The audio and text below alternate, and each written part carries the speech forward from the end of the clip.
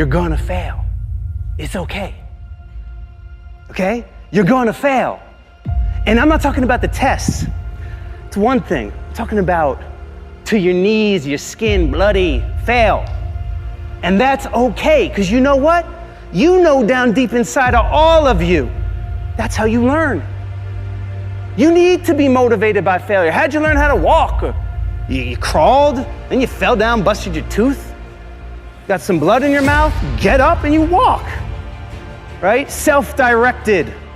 We're trying so hard in our lives to fit in. We try to fit into certain groups, certain frats, certain sororities, among certain friends, yet the people we idolize most are the ones that stand out. But when you're prepared, there is no fear. There is no fear of failure, okay? Because even if you've walked out of something and you feel like you failed at it, your preparation is so strong that you're gonna take that failure and turn it into the outcome you desire. And most people stop at failure, okay? We've all failed at things. I'm gonna continue to fail at stuff, right? It's the most powerful tool you can use, but it all depends on how you use it. In the hands of an individual, it can do unbelievable damage. In the hands of a professional, of a doctor, it saves lives. So it's the same thing with failure. It's how you use it. It's that drive inside of you, okay? It's what we talk about, the dark side. The dark side is filled with failure, but it's the fuel that burns you like something that's never burned inside you before. If you constantly remind yourself, after every defeat, after every setback, every time you get knocked down, I've got a saying, if life knocks you down, try and land on your back, because if you can look up, you can get up. See, a lot of people, because of failure, they stop believing. Let me share something with you. You will fail your way to success. Yes, 8 out of 10 millionaires have been financially bankrupt.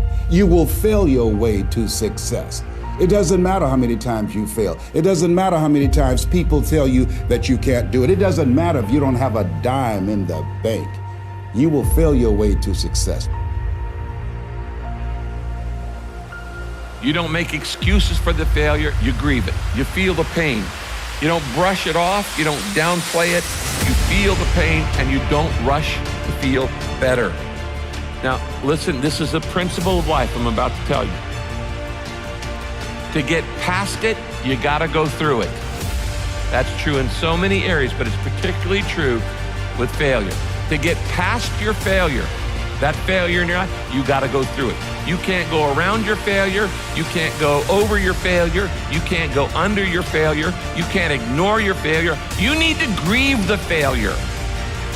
You need to feel the pain. Now, we don't like feeling bad, but grief is a good thing. Grief is the way we get through the failure, and grief is the way we learn the lessons. So often, we want to just, when we fail, we want to just forget it, push it aside, stuff our emotions, and then immediately go to the next thing. When you stuff your emotions, when you swallow your emotions, your stomach keeps score. It's kind of like, what if you took a can of Coke and you shook it up for a long time and then you put it in the freezer? What's going to happen to it? It's going to explode eventually.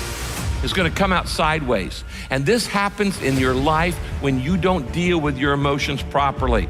This is why sometimes 6 months after failure, a marriage falls apart. Or 6 months after somebody gets laid off work, there's another problem. There's a physical health problem, things like this. Because you've shaken up the can and you've got all these emotions feeling inside of shame and regret and fear and insecurity and all the things that come with failure, and you're not dealing with them. And so you shake it up and you say, we're just gonna put this in the refrigerator and try to forget about it, and we're gonna freeze it, and it's gonna explode, and it's gonna come out sideways in an affair or in wrong behavior or an impulsivity or an addiction or all kinds of other things. I have seen this thousands of times in people's lives. You don't minimize it, you don't rush to feel better. To get past your failure, you've gotta go through the failure. Everybody has dreams. Nobody knows but you. You can't get advice on what you should do with your life. right? Nobody knows what you are. Even sometimes you don't really even know what you are. You got to take your shot. And as much as you want people to agree and you want the people around you to be supporting your dream, it's not going to be like that all the time. You got to do it alone. And people will help you. When you get the ball rolling, people will jump on. But if you don't believe, nobody else is going to believe. People come along because your belief is so insane. Following your dreams is a lonely, solitary, scary, dangerous pursuit. You can't wait for somebody to think you can do it. Many of you, as I have been, as I am, are where you are in your life based upon what you believe. And it's not just what you think you believe on the surface, it's also your shadow beliefs that are holding you back from moving into the life that you believe you deserve. What I know is if you're not looking at the shadows, if you're not looking at what is subconsciously running through the tape in your mind, telling yourself you're not good enough, you're not worthy enough, you're not smart enough, you're not enough, which is a tape that's playing for a lot of people. If you're not conscious of that, then you end up acting out of that belief system and not out of what you know to be the truest or want to be the truest for yourself. You don't become what you want because so much of wanting is about living in the space of what you don't have. That's why Jim Carrey's story is so powerful, because he started to act as though he already had it. He would go up to Mulholland Drive, he would drive away thinking, I already have those things, I just haven't accessed them as yet. I believe those things are going to come to me and I'm going to act like they are, so I'm going to move forward in my life in order to draw that to myself in such a way that my actions are in alignment with what I say I believe. So if you start to think about that, really, why are you where you are in your life? The choices that you have made have been because of what you believe to be true for yourself. If you can, for the rest of your life, live inside of yourself, all these insecure people putting their insecurities on you, you gotta flush it out. You gotta take everything and throw it away. You have to believe in one thing, and that is yourself. Right now, for you to find greatness in yourself, you're not gonna find it by looking in a book or by even hearing me. I may give you the spark, but you've got to go inside yourself to find it. And that means you gotta be quiet. Go in a room, stop talking, search your soul, search your mind, search your abilities, and you'll find it. But if you're not looking for it, you won't find it. So you gotta go start your journey. And the journey starts with you finding, why the hell am I here on this planet Earth? Why am I here? And if you don't know that, you will live the rest of your life searching, always asking the question. You have to believe you deserve to win. And sometimes it's not just that we think we're good, but that we've done so much, we must be worthy of winning. See, there's this adage in life, good people in life won't take more from the table of life than they think they're worthy of and they deserve. See, in business sometimes, short term, we've all seen this, someone with bad intentions can get ahead short term.